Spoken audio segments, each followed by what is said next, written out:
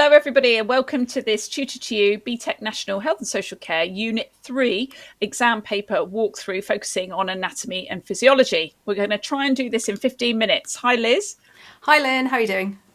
Yeah, good, thanks. So let's have a look. Unit 3, Anatomy and Physiology. Tell us, Liz, about the format of the paper. Yep, so for this unit there is one exam paper and you sit it either in January or June of each year. It's a 90-minute paper with 90 marks available, so 1 minute per mark. There are generally 22 questions in total, which are spread over 7 sections. There's a mixture of short answer questions, which are worth 1 to 6 marks, and extended response questions, which are worth 6 or 8 marks. With the exception of the last question in section 7, you should expect each section to start with easier short answer questions and then increase in difficulty across the section. The great thing about that is because the paper resets at the start of each section, everyone should be able to answer questions across the paper. So you've got easy ones at the start of each section. Brilliant. So what types of things can students expect when they start to look into the paper in more depth? Okay, so in section 1, generally you'll be asked basic questions from anywhere on the specification. Sections 2 through to 5 are to be expected to be linked to one of the body systems from the specification. So for example, the cardiovascular system or the digestive system. There's generally 2 diagrams per paper that you will need to label. So diagrams of the body or a body system or an organ within a body system. There is always some data on the paper, which is presented either in a graph, a table, or a textual paragraph, and you're asked to interpret that data in some way. You should also expect to be asked to calculate the probability that an individual will inherit a specific disorder based on the information provided in usually a textual statement. And then the last question, that section 7, always asks you about one specific disorder or type of disorder and how they affect multiple body systems. Okay, Liz, so when students start answering the short answer questions, what command words can they expect? So identify, state, name and give are your basic short answer command words for 1, 2 or 3 marks. So for example, identify 3 structures on a diagram would be when you've got a diagram of a body system or an organ and you're asked to identify or label things on that diagram. Literally just 1 word answers is fine. State one symptom of asthma is a good example of a state question, and for your answer just chest tightness is all you need to write. You don't need to repeat the question at all. You might be asked to name something, so the example on the screen, name one type of joint, and literally you just recall one name of a joint that you know, synovial, and that would get you a mark. The final command word, give, often asked for you to give 2 effects. So give 2 effects of smoking on fetal development. And again, you can just give 2 very basic statements. So premature birth, low birth weight, and that would get you your 2 marks. Brilliant. So just summing up then, thinking about those short answer questions, when you're asked to identify, state, name or give, they need to make sure that they're making brief and accurate points, no repeating of the question. If they're asked for 2 of something, they need to ensure that they are sufficiently different from one another and be using that specialist health and social care language and key terms. And also students need to be able to recall a lot of factual information in these types of questions. So practice. That's super important, isn't it? It really is, yeah. There's a lot of knowledge that you need to acquire and then be able to recall in exam conditions. So practice is the way to get perfect for sure. So when we think about command words for some of the slightly higher mark short answer questions, what might we find? Okay, so we have quite a few command words in the Unit 3 exam. So the next step up in terms of difficulty or in terms of how much information you need to provide in your answer, we've got outline, describe, compare and explain. So outline, describe and compare are usually worth 2 or 4 marks. Explains can be 2, 4 or 6. So let's talk about outline first. You might be asked quite frequently to outline 2 functions of something. So the example on the screen, outline 2 functions of the kidney for 4 marks. So to answer this kind of question, you need to provide sentences that give an overview of something, so a structure or a function of an organ or tissue. For describe, you might be asked to describe the structure of something. So the example on the screen, describe the structure of simple epithelial tissue. So again, you're writing in sentences, you're giving a description, so that's details about a structure, a function or a process. For compare, you're being asked to draw out similarities and differences. This is most probably going to be used in the data interpretation. So compare the proportions of occasional or daily vapours by age, and you'd be given a graph that you're looking at to draw out this comparison. Again, you need to write in sentences. And then explain is when you need to say how, why, when something occurs or happens. So for example, why a tissue performs in a certain way, you know, why it functions the way it does, or how a process in the body happens. And the example on the screen there is explain the role of ciliated epithelial tissue in the female reproductive system for 2 marks. So I think it might be easiest if we look at these by going through some examples, Lynne. Yeah, absolutely. So let's start off then. So we'll look at an example question and then how the student might go about answering it. Yeah, so I've taken the one about ciliated epithelial tissue. So you're being asked to explain the role. So explain what it is that ciliated epithelial tissue does in the female reproductive system. So our student has said, it facilitates movement of the egg down the fallopian tubes through the waving or beating action of the cilia. So the student gets a mark for saying facilitates movement of the egg down the fallopian tubes, but then they need to fully expand that, and they have done that really nicely by explaining how the ciliated epithelial tissue does that. So the waving or beating action of the cilia, so like the little hair-like protrusions on the end of the tissue. So that's a really good answer for 2 marks. So yeah, what the tissue does and then how it does it. And I think it's really important to remember when you're answering these questions in your exam, have I given like what it does and how, or what it does and why? Okay, Liz, so let's look at another example question now. This is an outline command word. Can you talk us through these? Absolutely. So the example question outlined 2 functions of the kidney for 4 marks. So we're looking at an outline of one function for the first 2 marks, and then an outline of the second function for another 2 marks. And our student has said, filtration of the blood to maintain the body's overall chemical balance and prevent the buildup of harmful substances in the bloodstream. So that's their first function. And then the second, to regulate blood pressure and blood volume by controlling the amount of water reabsorbed back into the bloodstream and the excretion of excess water and salts in the form of urine. So here, in the first response, the student has given one function, filtration of blood, and then gone on to outline why it does that for the second mark. In the second response, they've given another function to regulate blood pressure and blood volume, and then they've outlined how this is done. So in this case, the student has said a why and a how. It doesn't matter what you do so long as you're giving an outline of the function. So as I said, in each part of the response, a function has been identified for the first mark, and then why this is done is outlined in the first, and then how this is done is outlined in the second. Either is acceptable. Brilliant. Okay, so with these types of questions then, let's think about our exam gold. So when you're being asked to outline, describe or explain something in this Unit 3 exam, you need to make sure that you're using specialist language and key terms. Quite a lot of recall of knowledge here, isn't there? You must show that you understand how, what, why or when something's happening, because you're getting, you know, those 2, 4 or 6 marks around these. So you really need to think about that. You'll need to know the structure of all tissues and organs in the specification, and preferably 2 functions of each. You will also need to know different body processes. So lots of recall of knowledge. Absolutely. So let's think about these probability questions then. Students often find these quite tricky. Liz, can you talk us through these? I will do, yes. Yep, so there's always a probability question, and it will be something along the lines of this. So what is the probability of 2 carriers of sickle cell disease having a child with the condition? Use a genetic diagram in your explanation for 4 marks. So for these questions, the examiner is expecting you to write something and to draw something. So let's have a look at what our student has said.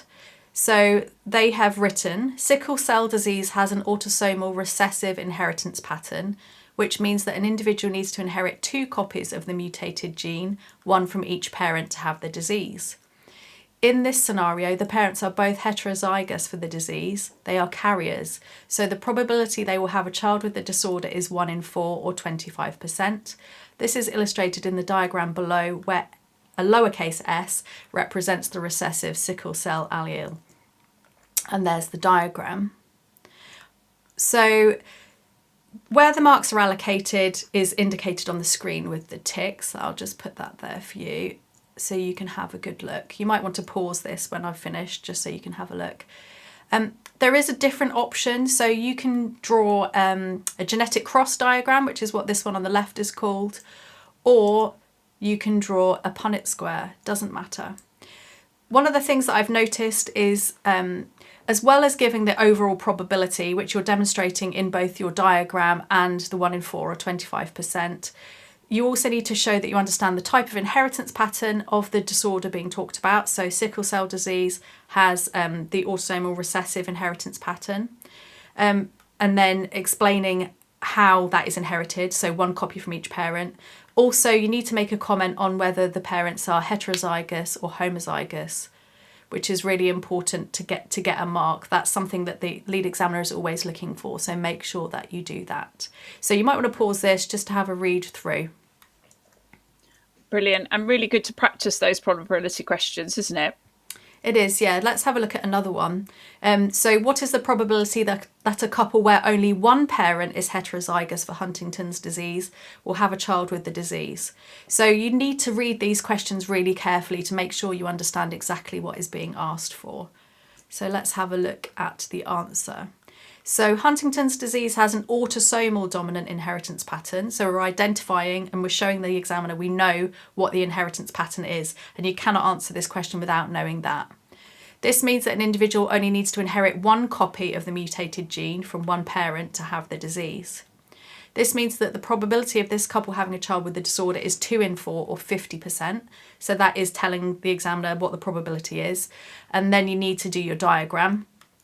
So you don't necessarily have to add this sentence on the end, but I think for the purposes of explaining to you guys how to answer this question and how, showing you exactly how to do it, I've added it in. So this is illustrated in the diagrams below where a capital H represents the dominant Huntington's allele. So then you've got either your genetic cross diagram or the Punnett square. So yeah, as I said, the mark for autosomal dominant inheritance pattern, only need to inherit 1 copy. The probability is 2 in 4 or 50%. And then the diagram. And note that I've got only 1 parent heterozygous for the disease. Or you could do a Punnett square if you prefer that kind of diagram to the genetic cross. So again, you might want to pause this and just have a look and make sure you're understanding exactly what I'm talking about in terms of inheritance patterns, how many copies of the gene, heterozygous, homozygous, etc. Brilliant. Thanks, Liz. So what about the data interpretation questions? Tell us about these. Yep. So you might be given a paragraph to read, like the one on the screen. So the one on the screen is talking about the proportion of current smokers in the UK compared to smokers in the past. Or you might get a graph or a table. I think I've got another example in a moment with a graph. And then you're given a question, which is usually quite a basic question. State the decrease in percentage points of proportion of current smokers from 2011 to 2022. Show you're working. So you have to read quite a lot and do quite a lot for not a lot of marks. So the key thing here is to read the statement really carefully, work out exactly what it is you're being asked to do. And then when you give your answer, show how you worked out your answer. And also don't forget to talk about the units. So in this case, it's about percentage point decrease. So if you have a look, you're talking about 2011, where there was 20.2% of the population, compared to current, where it's 12.9. So you do 20.2 minus 12.9 gives you 7.3 percentage points. And that would just get you 1 mark. So it's basic maths. You shouldn't have to use a calculator. You should be able to do it, with pen and paper, but you might want to brush up on some of your math skills before your exam if that's an area of challenge for you. I'll just talk you through this one. So sometimes you get a graph or a table. So this graph is showing us the proportion of daily or occasional vapours by age. So it's linked to the previous contextual statement. And this says, compare the proportions of occasional or daily vapours by age in 2021 and 2022 for 4 marks. So unlike the previous one, which was kind of like a maths question, essentially, this one is more about interpreting data. So having a look at data and being able to compare it and contrast it. So you've got 4 marks, and generally what the examiner is looking for is 4 points of comparison. Really important that you make those 4 points of comparison as different as possible. So in my example answer, I've said in both years, 16 to 24-year-olds had the highest daily or occasional vape use. So that's one point that I've made. This is increased from around 11% in 2021 to almost 16% in 2022. In contrast, so I'm showing that I'm comparing and contrasting, the lowest vape users are in the 60 plus age group in both years. The number of 25 to 34-year-olds vaping daily or occasionally seems to remain static from 2021 to 2022. So it's just about making 4 points around that data. And this answer would get 4 marks. So, let me just go back. So this answer would get 4 marks. So you might want to pause the video now just so you can have a good look at the graph and see how it links to that answer. That's brilliant, Liz. So let's think about then our exam gold when we're asked to answer these questions around calculating probability. Okay, so students really need to make sure that they know the inheritance patterns for each condition in the specification, recessive or dominant, and you've given some good examples here. They also need to make sure that they understand the difference between heterozygous and homozygous, okay, and make sure that they can draw a Punnett square or a genetic cross to demonstrate the probability of a child being affected with the condition, unaffected by the condition, or a carrier of the condition based on the information you have been given about the condition or the genotype of the parents. Okay, so really good. Practice these questions. Have a look at the examples that we've given in the slide. Absolutely. Let's think about then in the extended response questions. We've done quite a lot on the shorter answers. So these are your 6 or 8 markers. Talk us through these, Liz, please. Yep, so you may get explain, discuss, or what questions. So an example of explain how the disorder endometriosis affects the body for 6 marks. So to answer these type of questions, you need to give sentences that explain in detail how the disorder affects the body. You need to link those points to one another, and you need to form a logical answer supported by evidence. So you're explaining the how, what, or why. For discuss, so for example, discuss the effects that stroke has on the body for 8 marks. You need to write in sentences, in paragraphs. You need to discuss in detail how the disorder affects 2 or more body systems. You need to show aspects of your knowledge, so different parts of a disorder, how they interrelate, how they affect different body systems, how that interrelates, and you need to form a really nice logical order supported by the evidence. If you're asked a what question, it's normally something along the lines of what effect does COPD or chronic kidney disease have on body systems, and you answer it in exactly the same way as a discuss question. Brilliant. So can you just show us an example question here, Liz? Absolutely. So explain how the disorder endometriosis affects the body for 6 marks. So this is a really good answer that explains the effects of the disorder. I'm going to put some ticks in for you. And then what I suggest is that you pause the video and have a read through, and you'll see that there's a clear explanation of exactly how endometriosis affects the body. And remember, you need to think about not just the immediate effects, but subsequent effects. So for example, it can affect fertility. Why does it affect fertility? It causes heavy menstrual bleeding. Well, what's the problem with that? It can cause anemia. So you're making sure that you take your points to the fullest explanation. So have a pause of the video and have a look at that one. Great. Can you give us another one then, slightly longer? Yep. So discuss the effects that stroke has on the body. So remember, a discussion, you need to be writing maybe a couple of paragraphs. You need to make multiple points. When it says, when it's an 8-mark discuss question and it's saying on the body, you need to think about as many body systems that are affected as you can, and try and show like coverage, so breadth of your knowledge as well as depth of your knowledge. And if you can show how those body systems interrelate, even better. So again, I will put the question on, put some ticks in, and I suggest that you pause this and then have a good read. Essentially, I'm saying there's 8 good points made. the student is really careful to say how or why something is happening. So pause the video and have a look. Great. So there are exam gold tips for these longer explain or discuss questions are just making sure that there is a detailed explanation or discussion in there. It must be logical, okay? The points must flow on from each other, and there could be linking points in there to help you. Don't forget your reasoning. So that's absolutely, Liz, if you've said how and why something has an effect. Although marks are not awarded for each point you make, try and explain about 6 points or discuss about 8 points in your response. Okay, so you might want to brainstorm them before you put them into your answer. You will need good knowledge of how each disorders named in the specification affect their primary body system and any possible effects on other body systems and the interrelationships between these effects.